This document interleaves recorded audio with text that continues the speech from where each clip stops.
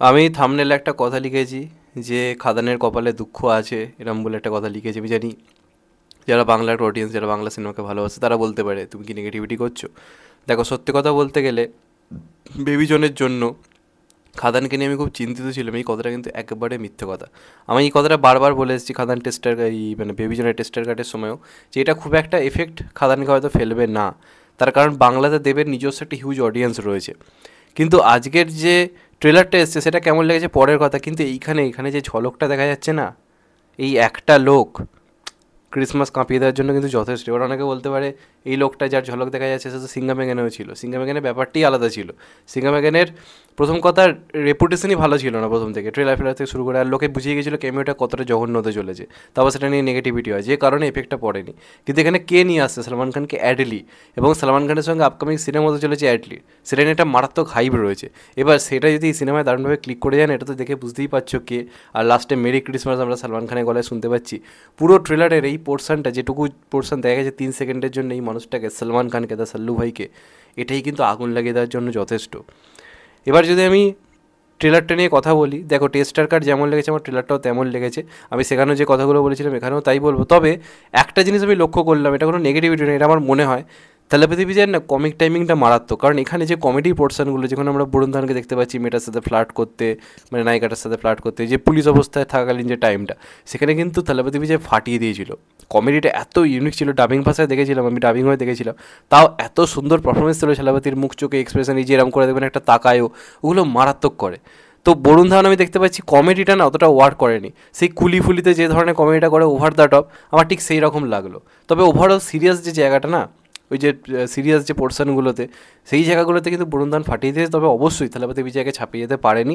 এর আগের বিভিন্ন গ্লিমসগুলোতে সেটা লাগলো, ট্রেলারে কিন্তু আমার খানিকটা থালাপতি বিজয়ের থেকে পিছনেই লাগলো। তার কারণ কিছু বডি ল্যাঙ্গুয়েজ, কিছু জায়গাতে বরুণ ধাওয়ান নিজের মতো করে চেষ্টা করলো। থালাপতি বিজয়কে ছাপিয়ে যাওয়াটা জাস্ট ইম্পসিবল, কারণ ওখানেও যা করে দেখিয়েছে না সেটা ভয়ঙ্কর। হ্যাঁ, এটা একটা ফ্যাক্টর যে এই সিনেমাটার ক্ষেত্রে অ্যাডলি যেহেতু রয়েছে না, সে একটা নিজস্ব হিরোর মধ্যে রাখার চেষ্টা করে, সেটা ভাল লাগছে, বরুণ ধাওয়ানকে ভাল লাগছে। এবং সালমান খানের যেটুকু যে ঝলক দেখতে পেয়েছি ওটা কিন্তু আমার দারুণ লেগেছে। ওই যে এরম ভেসে দাঁড়ালো, মাথায় মুখোশ পরে এখান থেকে হালকা করে চোখটা দেখা যাচ্ছে, ওটা কিন্তু দারুণ ছিল।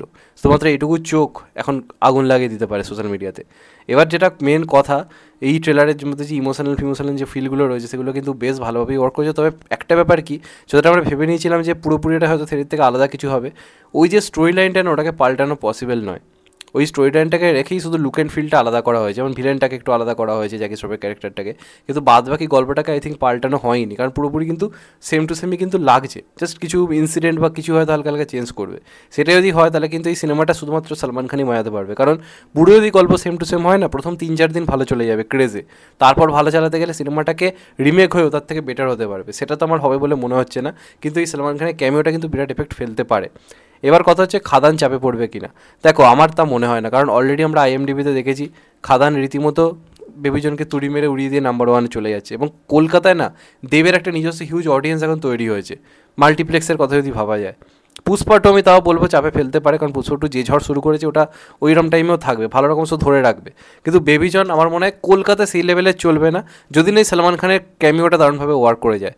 বরুণ ধানে কিন্তু সেই হিউজ ক্রেজ নেই যেটা কলকাতাতে আগুন লাগিয়ে দেবে। হ্যাঁ, শো হয়তো ভালো রকম পেয়ে যাবে শুরুতে, কিন্তু যদি না সিনেমা ভালো হয়, আই থিঙ্ক খুব একটা প্রবলেম আমার মনে হয় না হবে বলে, আর খুব একটা চাপ হবে বলে। এবং খাদান ওভারঅল কলকাতায় হাইপে কিন্তু মারাত্মক, মানে ওভারঅল বাংলা জুড়ে খাদানের হাইপ কিন্তু টপ নচ লেভেলের। বাংলার অনেক অডিয়েন্স হয়তো বেবিজন সম্বন্ধে অতটা ওয়াকিবল না, কিন্তু খাদান সম্বন্ধে ওয়াকিবল, এই জিনিসটা কিন্তু হয়েছে। আর এর আগেও কিন্তু আমরা দেখেছি Heropanti 2, runway 34K, even Pushpa 1কেও টনিক বা অন্যান্য সিনেমার সামনে কিন্তু রীতিমতো দেবদা নাকানি চোবানি খাইয়েছে। ডাঙ্কি সেলারের সঙ্গে মাঝখানে দেবদা এসছে। তো এটা আমি কোথাও গিয়ে মনে করি না, থামনেলে যতই লেখা থাকুক না কেন, সেটার কারণ হচ্ছে একমাত্র এই লোকটা ভয়ঙ্কর তাণ্ডব দেখাতে পারে যদি সেটা দারুণভাবে ওয়ার্ক করে যায়, যেমন জওয়ানে শাহরুখ খানের ক্ষেত্রে ছিল। সেটা যদি এখানেও তার 10% অন্তত সিনেমায় যদি রেখে থাকে, তাহলে ভাই চাপ আছে। কিন্তু বরুণ ধাওয়ানের একার পক্ষে বা এই সিনেমাটার পক্ষে এমন কোনো ইম্প্যাক্ট আই থিঙ্ক ফেলতে পারবে না, কারণ প্রথম কথা রিমেক একটা লোকের মাথায় রয়েছে, প্লাস ট্রেলার টিজার ফিজার একটু আলাদা রাখলেও ট্রেলারে কিন্তু অনেকটা সেম কাইন্ড অফ লাগছে। এবং শুধুমাত্র এখন সালমান খানের ক্যামিওটা আই থিঙ্ক সিনেমাটাকে অন্য লেভেলে নিয়ে যাবে, কারণ এগুলোর বিবেচনে কিন্তু বাকি যে হাইপটা সেটা কিন্তু সোশ্যাল মিডিয়ায় বিরাট কিছু কিন্তু স্ট্রং নয়। তবে ওভারঅল বরুণ ধাওয়ানকে ভালো লাগছে, সে একজন অ্যাকশন হিরো হিসেবে পারফর্ম ভালো করেছে। এবার অ্যাটলি তাকে কীভাবে প্রেজেন্ট করে, গল্পটা কতটা আলাদা করে, তার উপরে সবচেয়ে ডিপেন্ড করছে। এটা মানে এটা বলছি না যে বেবিজন একদম খারাপ হবে, কিন্তু এটাও ফ্যাক্ট থেরিকে যদি পুরোপুরি নকল করার চেষ্টা করে, যেটুকু লুক অ্যান্ড ফিল দিয়েছে ভালো, কিন্তু যদি গল্পটা পুরোই সেম হয়ে থাকে তাহলে আই থিঙ্ক লোকে অন্যরকম কিছু এক্সপিরিয়েন্স নিয়ে আসবে না, যেটা আবার লোককে হলে গিয়ে টানবে। কারণ থেরি সবার দেখা, টিভিতে প্রায় দেয়, লোকে মুখস্থ করে ফেলেছে, সেইটা কিন্তু একটা নেগেটিভ ফ্যাক্টর। এবার দেখা যাক লাস্ট অবধি কী হয়। তোমাদের কী মনে হয় অবশ্যই কমেন্ট করে জানিও। চ্যানেলটা নতুন হলে চ্যানেলটা সাবস্ক্রাইব করে দিও and get the bell icon. ভালো থেকো সবাই, টেক কেয়ার, নমস্কার। আবার দেখা হবে, এখন তো পাই, সবাই ভালো থেকো, সুস্থ থেকো, নমস্কার, টেক কেয়ার, আবার দেখা হবে।